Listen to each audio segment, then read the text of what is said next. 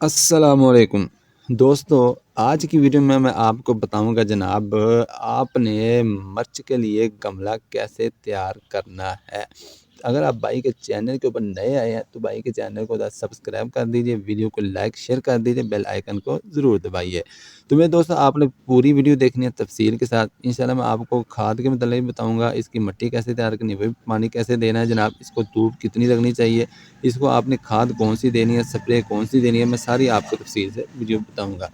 तो सबसे पहले जनाब आपने जो गमला लेना है वो अज़ कम 10 बाय 10 होना चाहिए, 10 ज़रबे 10।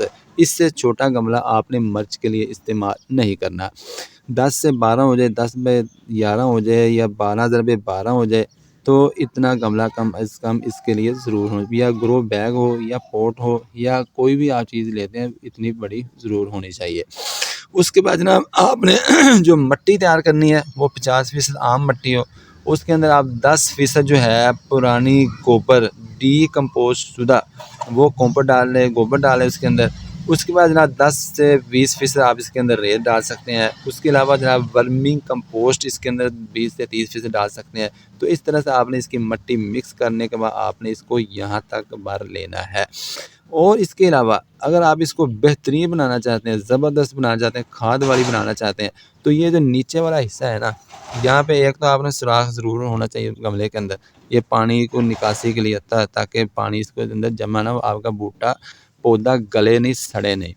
इसके अंदर आप पुराना वो कचरा जो होता है आपके घर का वेस्ट जो होता है सब्जियों का, या केले के छिलके, सेब के छिलके, या किसी भी फल के छिलके, अगर आप इसके अंदर यहाँ इतने इतने डाल लें ना, 30 से 40%, ठीक है, तो ये आपको 2-3 फ़ायदे देंगे। एक तो ये कि आपका पानी जमा नहीं होगा, ऊपरले साइड में पानी नीचे चला जाएगा। दूसरा फ़ायदा ये होगा कि ये जो नीचे वाला हिस्सा है ये नरम रहेगा, आपके पौधों को गोडी की भी ज़रूरत इतनी नहीं पड़ेगी।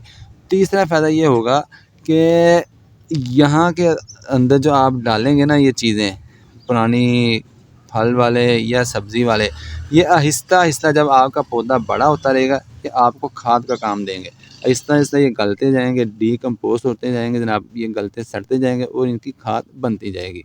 ये बड़ा बेहतरीन तरीका है।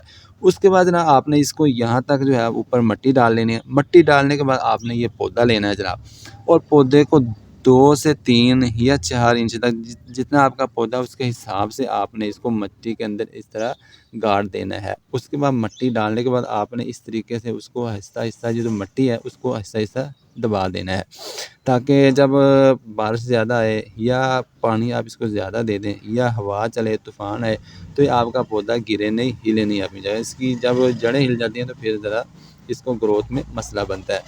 उसके बाद जनाब आपने इसको पानी दे देना अच्छे तरीके से। पानी जो आपने देना है एक ही मरतबा, पहली मरतबा ज़रूर इसको भर के दें, ताकि सारी मिट्टी जो है नम हो जाए और कोई खुश्क जगह ना रहे, इसकी जड़ें सूखी ना रहें।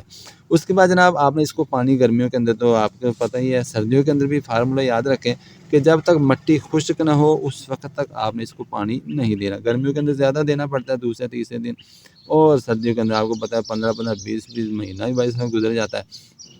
उसके बाद जनाब आपने इसको जो खाद देनी है वो केमिकल वाली, स्प्रे वाली खाद इसको बिल्कुल ना दें। आप ऑर्गेनिक अपनी सब्जियों के अंदर जनाब ऑर्गेनिक तरीके से ये खादें दें। ऑर्गेनिक के अंदर आप डाल सकते हैं जनाब केले का जो लिक्विड होता है पानी, वो डाल सकते हैं, या उसके बाद जनाब प्याज का जो लिक्विड होता है, प्याज के पत्तों का, छिलकों का जो लिक्विड होता है, वो इसको आप डाल सकते हैं। महीने में 1 से 2 मरतबा डाल सकते हैं। या वर्मी कंपोस्ट की एक मुट्ठ जो है 15 दिन के बाद, 20 दिन के बाद, महीने के बाद आप इसको हल्की हल्की दे सकते हैं जनाब। उसके बाद जनाब अगर आपके पौधे के ऊपर कोई फंगस हमला करती है या कोई भी कीड़ा मकोड़ा हमला करता है, तो फिर आपने क्या करना है, तो इसको जनाब आपने स्प्रे करनी है नीम ऑयल वाली। आप बाज़ार से केमिकल वाले खाद, स्प्रे, जहरीले खाद ना दिया करें, इसको ना स्प्रे किया करें। वो नीम ऑयल जो है आपने 1 लीटर पानी लेना है, उसके अंदर एक नीम ऑयल का ढक्कन डाल लेना है, उसको मिक्स कर लेना है, उसको फिर आप इसको शावर के साथ इसको दे सकते हैं। और आपने इसको धूप कितनी देनी है, सर्दियों के अंदर तो आपको पता है कि इसको कम अज़ कम 6 से 8 घंटे ज़रूरी है। क्योंकि अगर इतनी इसको धूप नहीं लगेगी तो फिर इसको फल अच्छे तरीके से नहीं लगता। तो इस तरीके से आपने अपने पौधों की हिफाजत करनी है और भाई को दुआओं में याद रखना है जनाब। मिलेंगे नेक्स्ट वीडियो में, तब तक के लिए भाई को इजाज़त दें और भाई के चैनल को सब्सक्राइब ज़रूर कर दीजिए करें यार, और इसको शेयर भी कर दीजिए करें। अस्सलाम वालेकुम।